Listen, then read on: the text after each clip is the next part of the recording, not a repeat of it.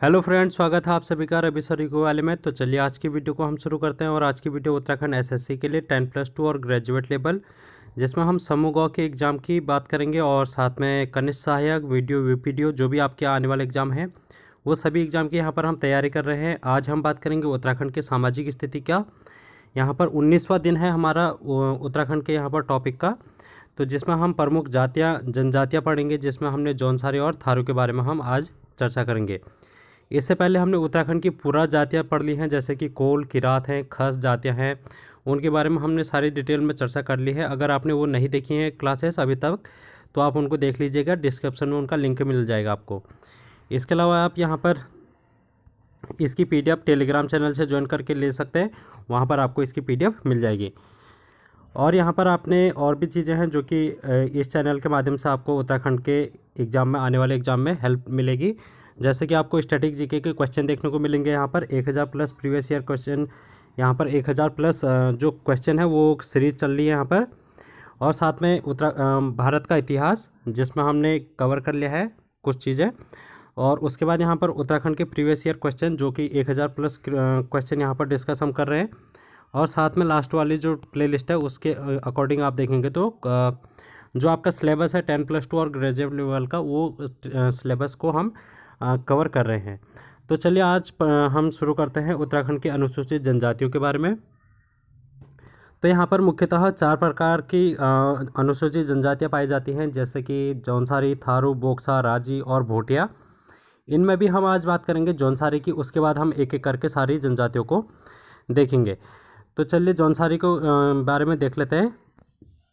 तो जनजाति के रूप में अगर हम जौनसारी को देखें तो ये उत्तराखंड का सबसे दूसरा बड़ा जनजाति समूह है। और अगर गढ़वाल की बात करेंगे तो सबसे बड़ा जनजाति समूह है। उत्तराखंड में अगर इसकी बात करेंगे तो दूसरा जनजाति समूह है, और अगर गढ़वाल में बात करेंगे तो ये सबसे बड़ा जनजाति समूह है। ये चीज़ें आपको ध्यान में रखनी है। और इसका जो निवास स्थान है, ये कहाँ पाए जाते हैं ये जौनसारी लोग?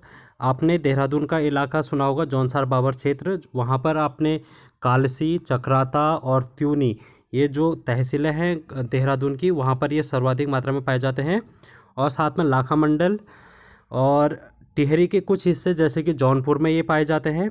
और उत्तरकाशी का क्षेत्र, जहाँ पर ये कम मात्रा में देखने को मिलते हैं। लेकिन अगर आप बात करेंगे जौनसारी की, तो ये सबसे ज़्यादा जौनसार बावर क्षेत्र में देखने को मिलते हैं। लगभग 90+ % इनका यहाँ पर देखने को मिलता है। ठीक है, अब ये कौन कौन सी प्रजाति के होते हैं, इनकी भाषाएं क्या होती हैं, ये भी हम देख लेते हैं।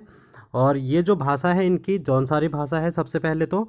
उसके बाद हिमाचली भाषा भी एक प्रयुक्त में लेते हैं, क्योंकि देहरादून का जो क्षेत्र है वो हिमाचल प्रदेश के साथ अपनी सीमा बनाता है, तो उस वजह से वहाँ की थोड़ी सी भाषा का असर देखने को मिलता है। देवधारी भाषा यहाँ पर देखने को मिलती है और बावरी भाषा यहाँ पर देखने को मिलती है। तो ये 4 भाषाएँ जो कि मुख्यतः जौनसारी लोगों की मानी जाती है। और ये इनकी जो प्रजाति है वो मंगोल और डोम प्रजाति के समान मानी जाती है। मंगोल प्रजाति हमने इससे पहले वाली क्लासेस में बहुत ज़्यादा चर्चा कर ली है कि ये छोटे कद के होते हैं, नाटे कद के इस टाइप के होते हैं, और चपटी नाक होती है। तो इनसे मिलता जुलता इनका शारीरिक बनावट होती है। अब यहाँ पर जो इनको विभक्ति क्या है, 3 भागों में विभक्ति क्या है जो कि जौनसारी को है। एक तो है खसास, कारीगर, और एक है फिर हरिजन खसास। इनको ये कार्य के आधार पर इन लोगों ने आपस में बांट लिया गया है जौनसारी लोगों को। ठीक है, इनके हम धर्म के बारे में बात करते हैं। धर्म यहाँ पर हिंदू धर्म को ही ये फॉलो करते हैं। आप देखेंगे कि यहाँ के जो महासु देवता है, जिनको हम शिव देवता के रूप में ये क्या करते हैं, पूजते हैं, और यही इनके सर्वमान्य यहाँ पर देवता कहे जाते हैं। इनके अलावा जो महासु देवता के अलावा अगर आप यहाँ पर देखेंगे कौन से देवताओं का ये सबसे ज़्यादा मानते हैं, तो उनमें है वासिक, बोठा, पवासी, चोलदा। ये सभी देवता इनके कुल देवता के रूप में जाने जाते हैं। लेकिन सबसे जो महत्वपूर्ण है, जो आपके एग्जाम में पूछा जाता है, वो है महासु देवता। ठीक है, अब यहाँ पर आप देखेंगे कि ये जो लोग हैं ये पांडवों को भी अपने आराध्य के रूप में पूजते थे। और साथ में इनका जो तीर्थ स्थल है वो कौन कौन से हैं, आप देखेंगे कि हनोल, लाखा मंडल, थैना और कालसी, ये स्थल हैं जो कि ये तीर्थ स्थल के रूप में इनको पूजते हैं। और जो ये हनोल है, ये हनोल महासु देवता का मंदिर है, और यहीं से क्वेश्चन आपके एग्ज़ाम में ज़्यादा पूछा जाता है अभी तक के एग्ज़ाम में। अब यहाँ पर आप देखेंगे त्यौहार और उत्सव के बारे में। यहाँ पर कौन कौन से त्यौहार जो कि जौनसारी लोग हैं वो मनाते हैं अपने क्षेत्र में। सबसे पहले जो यहाँ का सबसे बड़ा त्यौहार माना जाता है वो है बिस्सू त्यौहार, जो कि बैसाखी के दिन मनाया जाता है। और दूसरा है दशहरा के दिन जो मनाया जाता है त्यौहार, उसको ये बोलते हैं पंचाई या फिर पांचो, ठीक है। दीपावली को ये बोलते हैं दियाई। और आप देखेंगे ये जो कृष्ण जन्माष्टमी होती है उसको ये अठोई बोलते हैं। और इसके अलावा जो भी यहाँ पर त्यौहार हैं उनमें है नुड़ाई, जागड़ा, माघ त्यौहार यहाँ पर सबसे ज़्यादा प्रचलित है। और तो ये थे इनके त्यौहार और उत्सव जो कि इनके आपको ध्यान में रखना है। यहाँ पर जो जागड़ा है ये महासू देवता का त्यौहार है और ये इनका मुख्यतः मनाया जाता है हनोल मंदिर पर।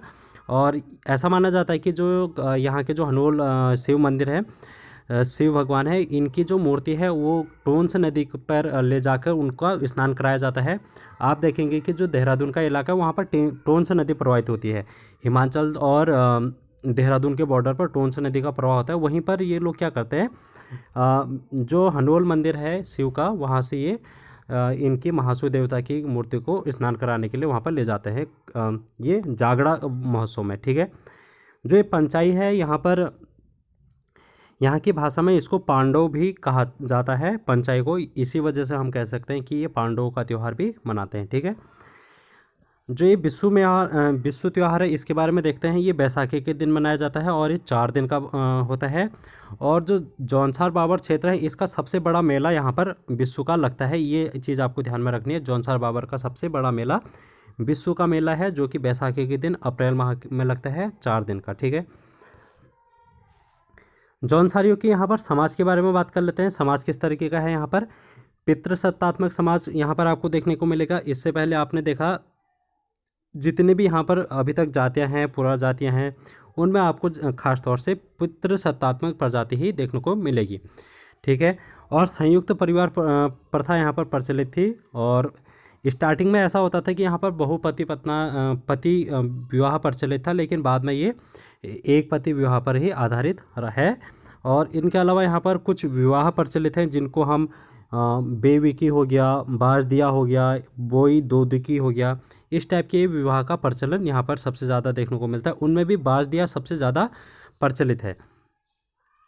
जो लड़कियां होती हैं उनको एक, जैसे कोई अविवाहित महिला है तो वो अपने पिता के घर में जब रहती है तो उसको ध्यंती बोला जाता है, ठीक है।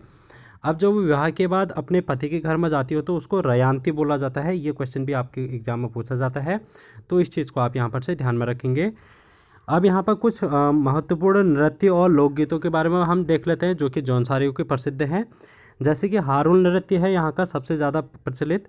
और उसके अलावा यहाँ पर आप देखेंगे ठुमकिया हो गया, गांडिया हो गया, पौड़ई, रासो, घुमसू, झेला, झोड़ो, धी, तो ये इनके क्या हैं, मुख्य नृत्य हैं, जिनमें कि आपको जो सबसे ज़्यादा ध्यान में रखना है वह है हारुल नृत्य, जो कि जौनसारी बाबर क्षेत्र में मनाया जाता है, ठीक है। यहाँ पर आप लोकगीत की बात करेंगे तो हारुल नृत्य, लोकगीत और लोक नृत्य ये दोनों ही यहाँ पर के प्रसिद्ध हैं। मांगल लोकगीत, रणारात और बिरासू छोड़े आदि ये सभी इनके क्या हैं, लोकगीत हैं। यहाँ की जो राजनीतिक संस्था है, जैसे कि हम देखते हैं यहाँ पर ग्राम पंचायत होती है और ग्राम पंचायत का प्रमुख मुखिया होता है प्रधान, ग्राम प्रधान। तो यहाँ पर जो ग्राम पंचायत होती है उस ग्राम पंचायत को ये बोलते हैं खुमरी। यहाँ पर खुमरी नामक एक क्या होती है, समिति होती है जिसको हम, जो ये ग्राम पंचायत की तरह कार्य करती है। और जो इनका मुखिया होता है वो ग्राम सयाड़ा कहा जाता है। तो ये भी आपको ध्यान में रखना है, यहाँ से एग्जाम में आपके पूछे जा सकते हैं। अब हम कुछ व्यक्तित्व की बात कर लेते हैं जो कि जौनसार के प्रसिद्ध फेमस लोग हैं जिनके बारे में एग्जाम में क्वेश्चन पूछा जाता है। जैसे कि सबसे पहले आप देखेंगे यहाँ पर वीर केसरी चंद के बारे में। वीर केसरी चंद का जन्म यहाँ पर चक्राता में हुआ था, क्यावा ग्राम, और 1920 1 नवंबर को इनका जन्म हुआ था। ऐसा माना जाता है कि इन्होंने क्या किया था कि जो जो सुभाष चंद्र बोस है उनकी एक आज़ाद हिंद फौज थी, उनमें ये भर्ती हो गए थे। और बाद में इनको क्या हुआ, 25 साल की उम्र में फांसी की सज़ा दे दी गई। और ये फांसी की सज़ा जिस दिन दी गई, जैसे कि 3 मई को इनको दी गई थी, तो उस दिन यहाँ पर शहीद वीर केसरी मेला लगता है। कहाँ पर, चोली थात में। तो चोली थात में यहाँ पर आपको ध्यान में रखना है, चक्राता के पास में वीर केसरी चंद का यहाँ पर मेला लगता है, शहीद वीर केसरी मेला, और इसकी डेट कब है, 3 मई। इसके अलावा यहाँ पर अगले व्यक्तित्व की बात करते हैं, केदार सिंह, जिनका जन्म यहाँ पर विसाई ग्राम में हुआ है, जो कि जौनसार का क्षेत्र है, और ये प्रथम समाज सेवी के रूप में जौनसार के माने जाते हैं। अगले हैं यहाँ पर पंडित शिवराम यहाँ पर जौनसार के प्रथम कवि हैं, पहले कवि के रूप में यहाँ पर जौनसार के माने जाते हैं। इनकी एक प्रमुख रचना है जिनका नाम है वीर केसरी। वीर केसरी किसकी रचना है, पंडित शिवराम की। ये क्वेश्चन एग्जाम में पूछा गया है, तो आप इसको ज़्यादा फोकस करेंगे इस पर।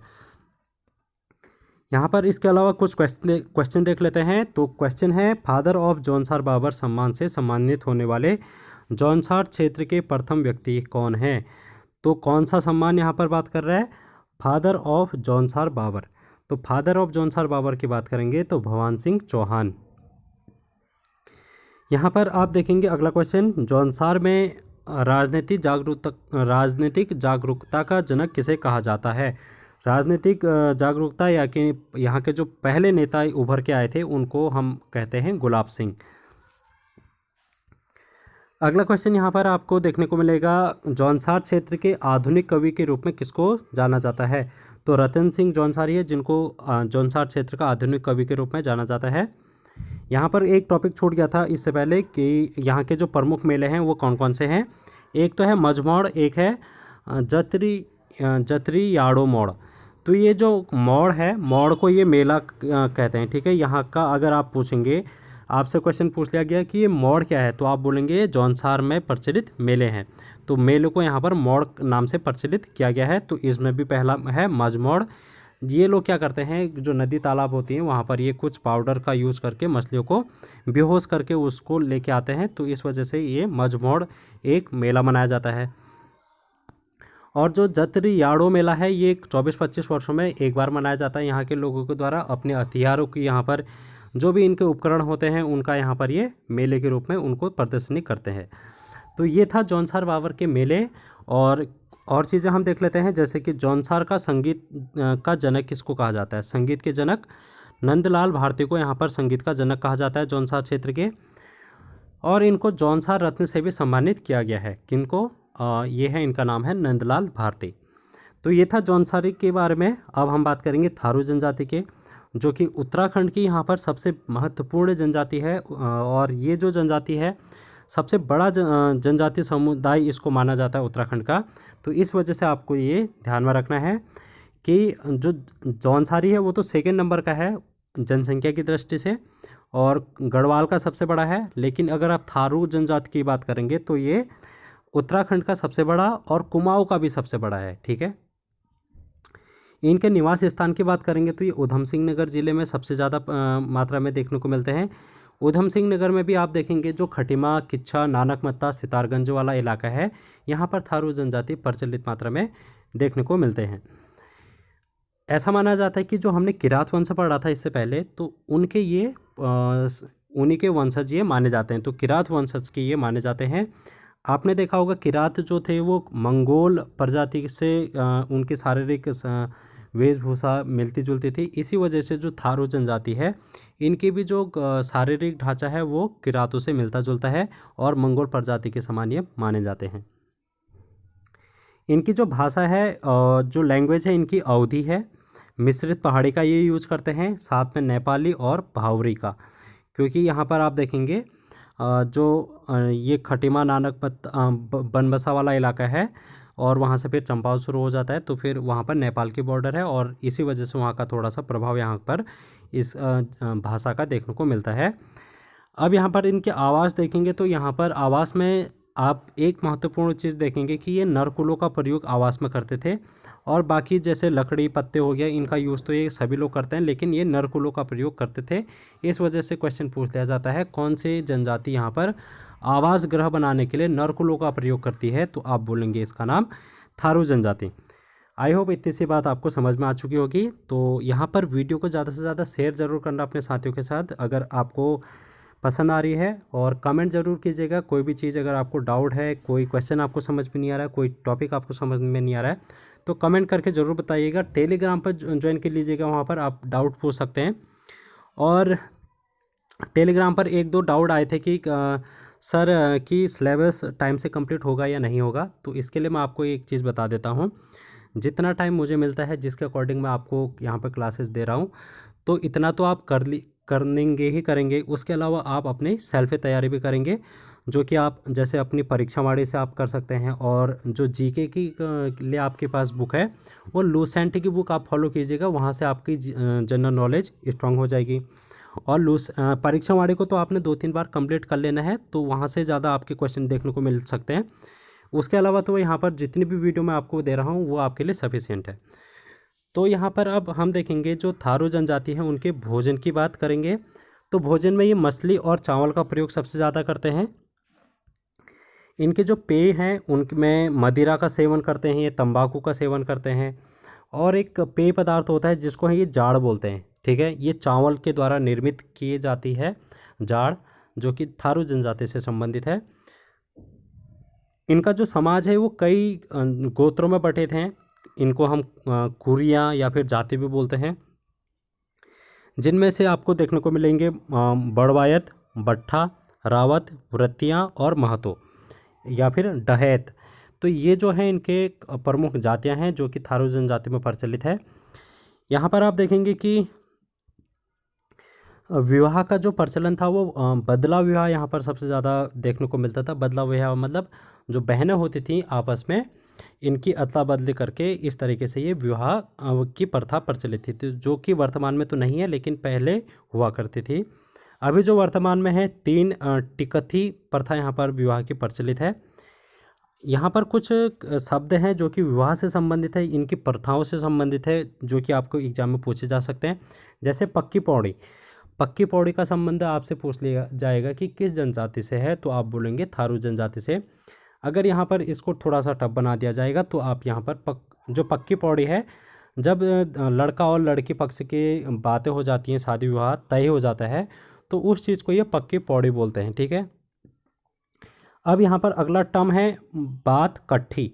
बात कट्ठी का प्रयोग ये कब करते हैं, जब विवाह हो जाता, विवाह से पहले जब ये सगाई वगाई की रस्म हो जाती है, तो उसके बाद जब विवाह की डेट निकालते हैं, तो उस दिन जब विवाह की डेट निकलती है या फिर जो उनकी दिनांक है वो तय हो जाती है, तो इसको ये बात कट्टी बोलते हैं, ठीक है। बात कट्ठी इस रस्म को बोला जाता है। जो सगाई रस्म है, सगाई रस्म को ये अपना पराया रस्म बोलते हैं। तो अपना पराया रस्म प्रचलित यहाँ पर थारू जनजाति में प्रचलित है। इसके अलावा यहाँ पर चाला प्रथा भी प्रचलित है। चाला प्रथा में क्या है देख लीजिए, जब लड़की विवाह के बाद अपने पति के घर स्थायी रूप में चले जाती है, उसको चाला प्रथा बोलते हैं। मतलब ये है कि जैसे किसी की शादी हुई लड़की की, तो वो क्या करती है, शादी के दिन तो अपने पति के घर चले गई, अब 1-2 दिन बाद वो क्या करेगी, अपने भाई या फिर पिता के साथ अपने पुराने घर में यानी कि अपने पिता के घर में आ जाएगी। और 1 या 2 महीने तक अपने पिता के घर में रहने के बाद ये जब वापस जाती है, तो ये स्थायी रूप में तब से अपने पति के घर में ही रहने के लिए जाती है। तो इस प्रथा को ये बोलते हैं चाला प्रथा। अब यहाँ पर एक देखेंगे आप लठ भरवा भोज। लठ भरवा भोज भी यहाँ पर थारू जनजाति में प्रचलित है। जैसे आप ये विधवा विवाह से संबंधित है, ये लठ भरवा भोज विधवा विवाह से संबंधित है। जैसे किसी कोई महिला विधवा हो जाती है, तो क्या होता है, इनके जो पिता होते हैं, जो विधवा के पिता होते हैं, वो क्या करते हैं कि जो विधवा होती है इनको किसी दूसरे से शादी कर लेते हैं, इनकी अपनी ही बिरादरी में दे देते हैं। तो उसके बाद ये क्या करते हैं, एक भोजन का या फिर पार्टी का एक आयोजन करते हैं, उसी को ये लठ भरवा भोज कहते हैं। तो इतनी सी बात आपको यहाँ पर थारू जनजाति के बारे में ध्यान में रखनी है। इनके परिवार की आप बात करेंगे तो संयुक्त और एकाकी परिवार प्रथा यहाँ पर प्रचलित है, और जो इनका मुखिया होता है वो वृद्ध व्यक्ति होता है। समाज इनका मातृसत्तात्मक है। यहाँ से क्वेश्चन इंपॉर्टेंट पूछा जा सकता है आपके कि मातृसत्तात्मक जो समाज है वो किस जनजाति में प्रचलित है, तो आप बोलेंगे उसका नाम थारू जनजाति में। तो अभी तक आपने जो भी जनजातियाँ पढ़ी हैं, जो भी जातियाँ देखी हैं, उनमें आपने देखा होगा पितृसत्तात्मक यहाँ पर समाज हुआ करता है, लेकिन यहाँ पर आप थारू में देखेंगे तो मातृसत्तात्मक समाज आपको देखने को मिलेगा। इसके अलावा यहाँ पर पितृवंशी और पितृस्थानीय परिवार परंपरा प्रचलित है। पितृवंशी मतलब पिता के वंश को ही ये आगे को बढ़ाएंगे। पितृस्थानीय मतलब जहाँ पिता रहेगा वहीं ये रहेंगे। यहाँ के त्यौहार देखेंगे आप तो दशहरा, होली, दीपावली, माघ की खिचड़ी, कन्हैया अष्टमी, बजहर प्रमुख त्यौहार हैं। यहाँ पर जो दिवाली है, दीपावली, इनको ये शोक पर्व के रूप में ये मनाते हैं। और होली में क्या करते हैं ये लोग, स्त्री और पुरुष मिलकर खिचड़ी नृत्य करते हैं। तो खिचड़ी नृत्य कहाँ से संबंधित है पूछा जाएगा तो थारू जनजाति से। और स्त्री और पुरुष होली में ये मिलकर करते हैं। यहाँ पर आप व्यवसाय देखेंगे कृषि, पशुपालन और आखेट। आखेट मीन्स यहाँ पर होता है शिकार करना, पशु का शिकार करना। और प्रमुख खेती यहाँ पर आप देखेंगे तो ये धान की खेती प्रमुखतः करते हैं। तो थैंक यू सो मच। ये था आज की वीडियो का एंड, जिसमें आपने देखी 2 जनजातियाँ। अगली वीडियो में फिर से लेके आऊँगा कुछ और इम्पोर्टेंट जाति, जैसे कि राजी जनजाति होगी आपकी, और भी कुछ महत्वपूर्ण जातियाँ जो आपके एग्ज़ाम के पॉइंट ऑफ व्यू से इम्पोर्टेंट हो सकती है। तो thank you so much. Channel को सब्सक्राइब कर दीजिएगा और वीडियो को ज़्यादा से ज़्यादा शेयर ज़रूर करें।